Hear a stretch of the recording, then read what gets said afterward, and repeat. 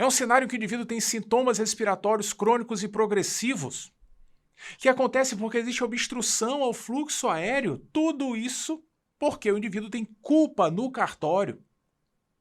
Tem um fator de risco que promoveu tudo isso. Isso é DPOC. Esses elementos são o que caracterizam a doença. Sim. Tudo isso daqui. Sintoma, obstrução e culpa no cartório. E a gente sabe muito bem quem é o grande vilão dessa história. O cigarro é o grande responsável pela DPOC. 95% dos pacientes com DPOC fumam ou fumaram para valer na vida. A gente sabe muito bem disso. Assim como a gente sabe também, né, que não é só isso que o cigarro promove. Na verdade, DPOC talvez seja o menor dos males, né? Se a gente comparar com câncer, doença cerebrovascular, doença cardiovascular, enfim, um mundaréu de complicações que o cigarro pode trazer. Mas da mesma forma, não é só o cigarro que pode ser fator de risco para valer a DPOC. Inalação de outras coisas pode fazer mal também. Um muito famoso e muito comum no nosso dia a dia é a exposição a fogão a lenha. Queima de biomassa de uma maneira global. Exposições ocupacionais variadas podem ser fator de risco para a doença, mas de fato o cigarro é o mais exuberante. Sabe por que o cigarro faz isso? A inalação de fumaça, cara, corriqueiramente, rotineiramente, faz com que a gente promova a migração, ativação intensa de neutrófilos nas vias aéreas. E neutrófilo, papai, é um bicho que não dá para confiar muito, sabe? Ele ajuda pra caramba, é verdade. Mas quando a gente tem hiperativação de neutrófilo, migração intensa, inflamação neutrofílica para valer, pode ser que ele acabe fazendo mal. Tradicionalmente, excesso de neutrófilo produz muita protease. E protease pode destruir vias aéreas. Esse é o grande problema. O fator de risco para a DPOC pode fazer com que a gente tenha excesso de proteases no pulmão. Na verdade, todos nós temos neutrófilos aqui embaixo. Todo mundo tem, né? Tá lá para defender a gente. Todo dia, eu, tu, todo dia nós produzimos proteases, mas olha que massa. A gente produz protease, papai, mas a gente tem uma barreira natural de defesa para proteger a gente do excesso. Todos nós temos. Porque senão ia ferrar tudo. Qualquer neutrófilo que chegasse por lá ia destruir tudo, né? Viu que massa? A gente precisa de neutrófilo aqui. Eles vão produzir proteases, mas para não destruir tudo, a gente tem uma barreira para equilibrar um pouquinho as coisas.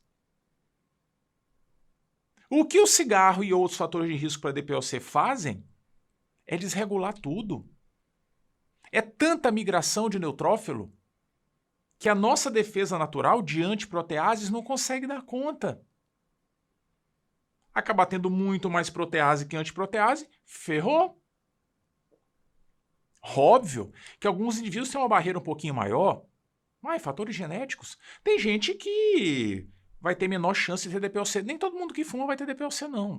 É bom falar baixo isso, né? Mas isso é verdade, nem todo mundo. Tem gente que fuma pra caramba, mas para ter DPOC teria que viver uns 150 anos, sabe? Porque tem uma barreira boa de antiprotease. No fim das contas, a gente não sabe quem tem barreira boa, quem não tem, e é bom não fumar, porque a doença pode aparecer.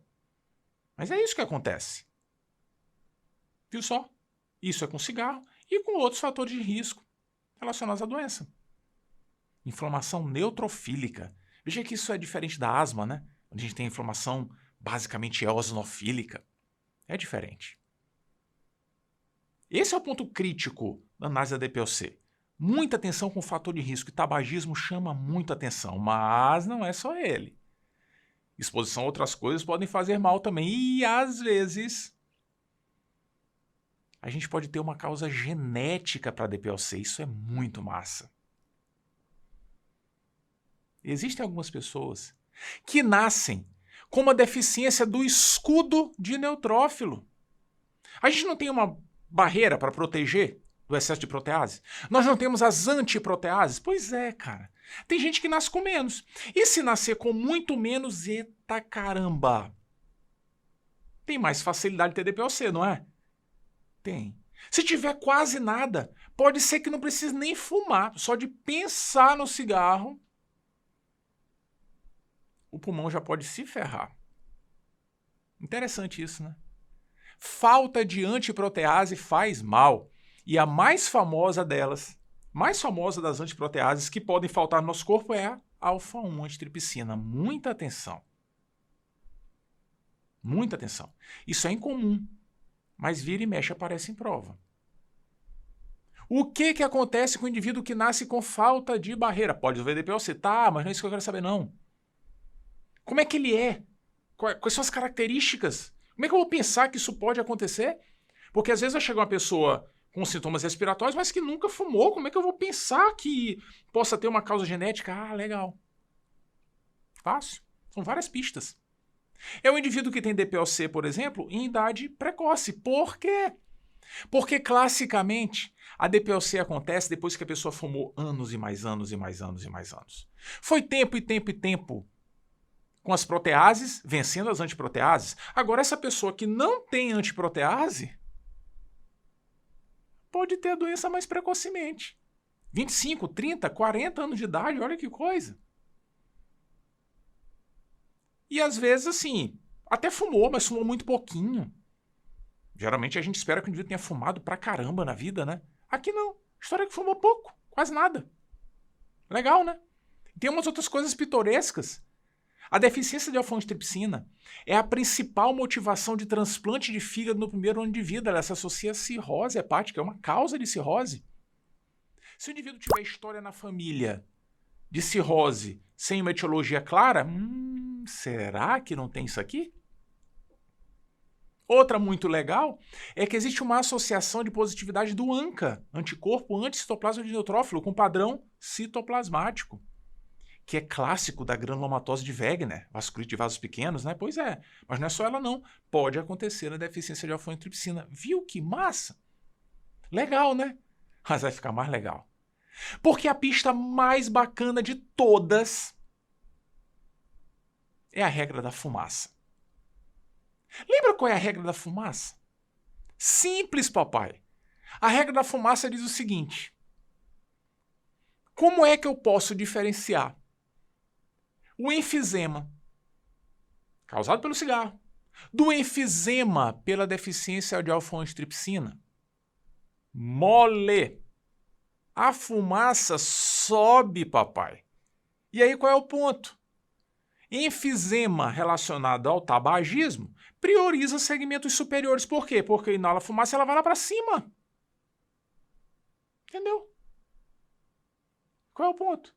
É que na deficiência de alfa-1-antitripsina é o oposto. Não tenho a barreira, o escudo protetor contra neutrófilo. Onde é que o problema vai surgir inicialmente? Onde mais tem neutrófilo. E onde é que mais tem neutrófilo no pulmão? Onde mais tem sangue. E onde é que mais tem sangue? Ah, aqui embaixo.